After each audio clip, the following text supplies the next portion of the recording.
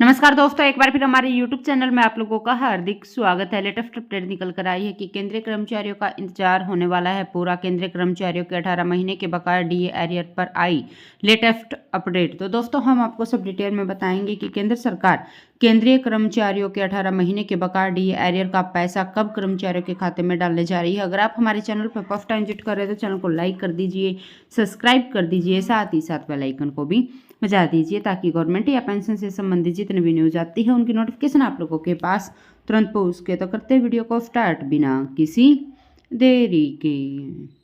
दोस्तों केंद्र सरकार के 1 करोड़ से ज़्यादा केंद्रीय कर्मचारी और पेंशन भोगियों के लिए आ गई है बड़ी खुशखबरी।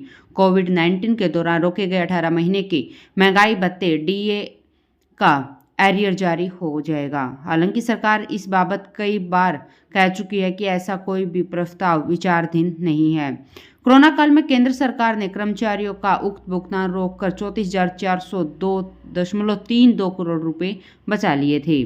दोस्तों भारतीय प्रतिरक्षा मजदूर संघ के महासचिव एवं स्टाफ साइड की राष्ट्रीय परिषद के सदस्य मुकेश सिंह ने केंद्रीय वित्त मंत्री को पत्र लिखा है। उन्होंने सरकार से आग्रह किया है कि वह भुगतान अविलंब जारी किया जाए। तब केंद्र सरकार ने आर्थिक स्थिति सही नहीं होने का हवाला दिया था। इसके बाद देश की वित्तीय स्थिति में सुधार हुआ।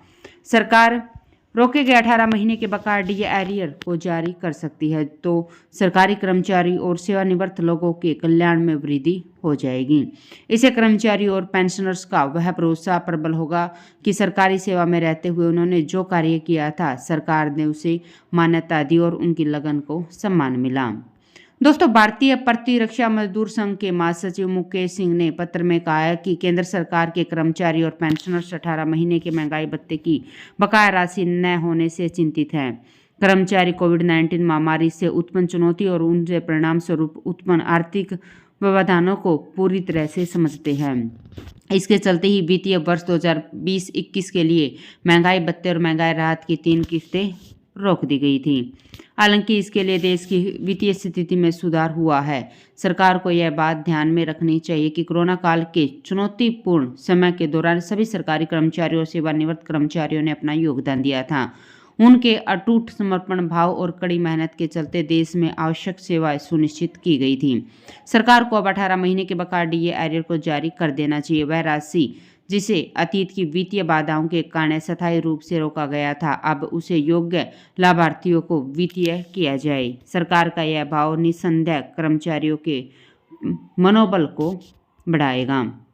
दोस्तों डीए एरियर का मुद्दा पहले भी कई बार उठाया जा चुका है। National joint council of action के वरिष्ठ सदस्य और अखिल भारतीय रक्षा कर्मचारी महासंघ के महासचिव श्री कुमार का कहना है कि कर्मचारी के हितों से जुड़े मुद्दे जिसमें पुरानी पेंशन बहाली सहित कई दूसरी मांगे भी शामिल लगातार उठाई जा रही हैं।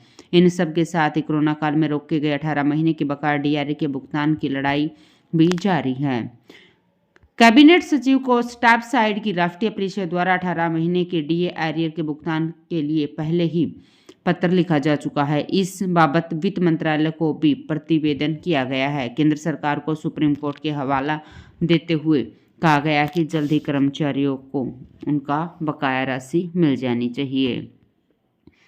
दोस्तों केंद्र सरकार के कर्मचारी और पेंशनर्स कोरोना काल में रोके गए 18 महीने के डीए एरियर के भुगतान को लेकर लंबे समय से मांग कर रहे हैं।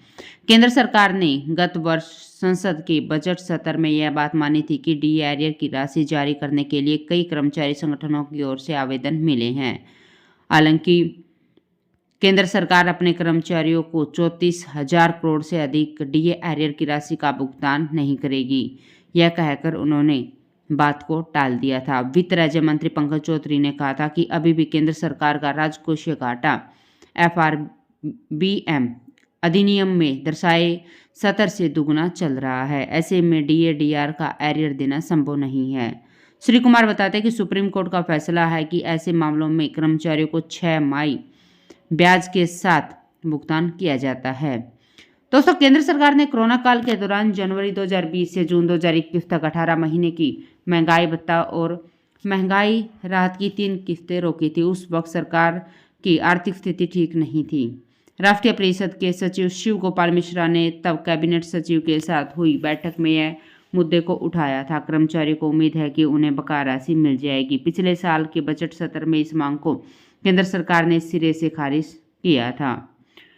दोस्तों, श्री कुमार के मुताबिक सरकार के मन में खोट आ चुका है। केंद्र के 2020 के प्रावधान में कोविड-19 की आड़ लेकर सरकारी कर्मचारियों और पेंशनर्स के डीए एरियर को रोक दिया था। तो दोस्तों, अब एरियर के लिए कर्मचारी संगठनों ने केंद्र सरकार को सुप्रीम कोर्ट के कई फैसलों का हवाला दिया है। श्री कुमार के अनुसार सुप्रीम कोर्ट ने अपने फैसलों में कहा है कि वेतन और पेंशन कर्मचारियों का पूर्ण अधिकार है। राष्ट्रीय परिषद के सचिव कुमार ने अपने पत्र दिनांक 16 अप्रैल 2021 के माध्यम से डी और डीआर को फ्रीज करने के सरकार के फैसले का बड़ा विरोध किया है। कर्मचारियों ने सरकार के इस कदम को वेतन आयोग की स्वीकृति सिफारिश के खिलाफ बताई है। 26 जून 2021 को आयोजित राष्ट्रीय परिषद की 48वीं बैठक में स्टाफ साइड ने मांग की थी कि केंद्र सरकार के कर्मचारी और पेंशन भोगियों को डीए-डीआर की 3 किस्तों का भुगतान 1 जनवरी 2020 से किया जाए। कैबिनेट सचिव को लिखे अपने पत्र में जेसीएम सेक्रेटरी ने सुप्रीम कोर्ट द्वारा फरवरी 2021 में दिए गए एक फैसले का हवाला दिया। इस फैसले में सर्वोच्च न्यायालय ने कहा कि आर्थिक संकट के कारण कर्मचारियों के वेतन और पेंशन को अस्थायी रूप से काटा गया था। स्थिति में सुधार होने पर इसे कर्मचारी को वापस देना चाहिए। कर्मचारियों का वैध अधिकार है, इसका भुगतान कानून के मुताबिक ही होना चाहिए। तो दोस्तों, आज के लिए इतना ही। मिलते हैं नेक्स्ट वीडियो में, तब तक के लिए जय हिंद, जय भारत।